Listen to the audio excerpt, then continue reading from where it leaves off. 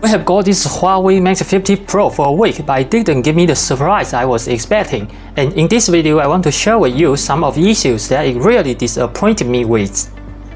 First of all, the design of the Mate 50 Pro is not outstanding among the flagship phones of 2022. Even most Huawei fans say they prefer the elegant Mate 40 series.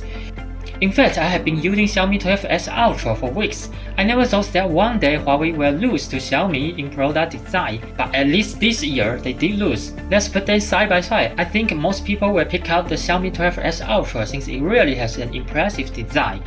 Huawei is the only smartphone manufacturer besides Apple that insists on using 3D face recognition technology, which does bring the same security as the iPhone. But until now, you cannot still unlock the Mate 50 Pro by Face ID when you are wearing a mask.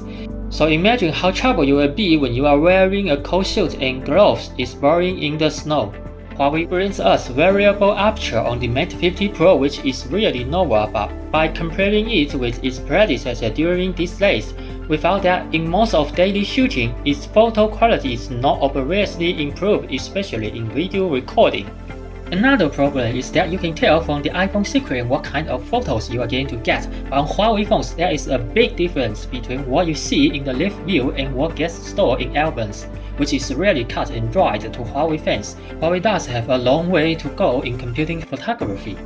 In the last 2 years, we have seen the maximum charging power of the Android phones increase from 65 watts to nearly 200 watts, and those brands we are most familiar with, like Xiaomi, Vivo, and OnePlus, their latest products can basically be fully charged in 20 minutes, which is really convenient.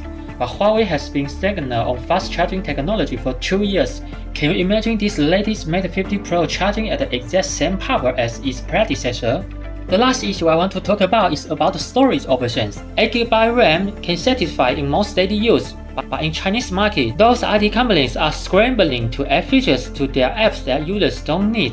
So even if your phone has 8GB RAM, it may still lag from running too many background apps. And the only solution is to increase the RAM, but Huawei doesn't offer extra storage options, so you really have to consider whether this Huawei Mate 50 Pro with 8GB RAM will work smoothly after 2 years.